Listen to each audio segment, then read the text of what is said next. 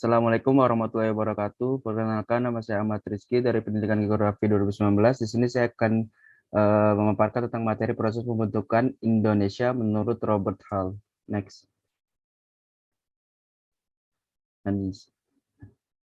Nah, di sini menurut Robert Hall, Indonesia itu merupakan wilayah yang kompleks secara geologis yang terletak di ujung tenggara benua Eurasia dan berbatasan dengan zona tektonik aktif yang ditandai dengan aktivisme yang intens dan vulkanisme yang dihasilkan dari subduksi.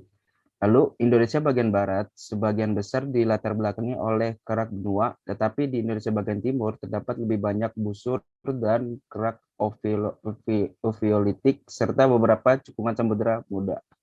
Nah, Kepulauan Indonesia yang lalu terbentuk selama 300 juta tahun terakhir oleh para kita kembali fragmen yang terbelah dari superkontinen Gondwana yang tiba di migran subduksi Eurasia. Nah, geologi Indonesia saat ini secara luas merupakan hasil dari subduksi dan tumbukan Kenozoikum pada margin ini. Next.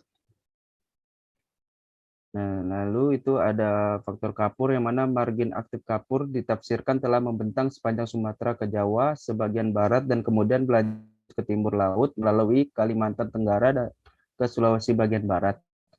Lalu Sulawesi dan Jawa bagian timur merupakan bagian kerak benua Archean dan geokimia dan penanggalan zirkon menunjukkan penurunan kerak ini dari tepi barat Australia.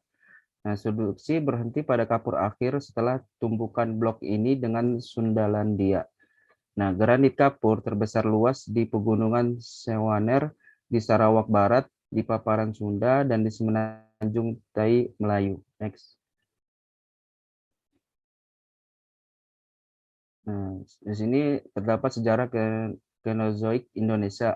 Nah, batuan Kenozoik menutupi sebagian besar wilayah Indonesia, dari Sumatera sampai Sulawesi, bagian selatan Sundaland, mungkin sebagian besar muncul selama Kapur akhir dan Kenozoikum awal, dan terjadi erosi yang meluas.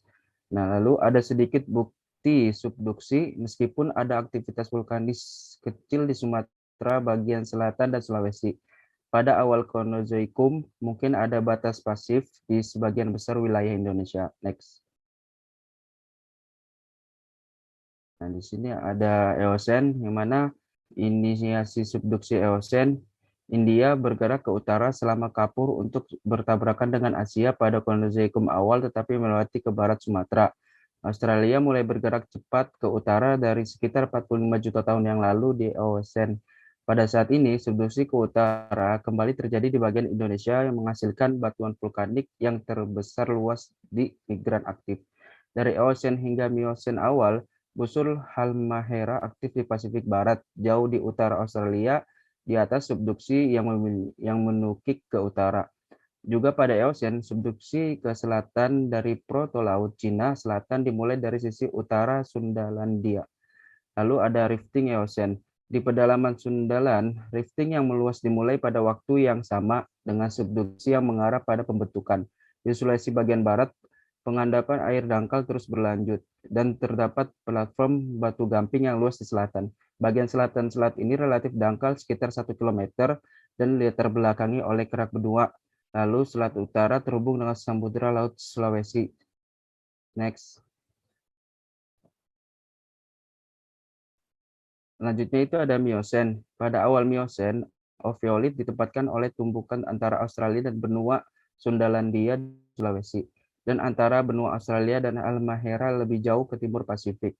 Kemudian pada Miosen awal, terjadi tumbukan di Borneo Utara dan perpanjang batas benua Cina Selatan. Lalu kerak bumi ditambahkan di Indonesia bagian timur, tetapi seiring dengan melanjutnya pergerakan ke utara Australia, terjadi perubahan di Indonesia bagian timur menjadi ekstensi yang diperumit oleh tumbukan kecil karena blok mikrokontinen bergerak di sepanjang sesar mendatar.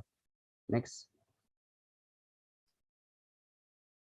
Mungkin itu saja dari pemaparannya, kurang lebihnya mohon maaf. Wabillahi taufiq wal hidayah. Assalamualaikum warahmatullahi wabarakatuh.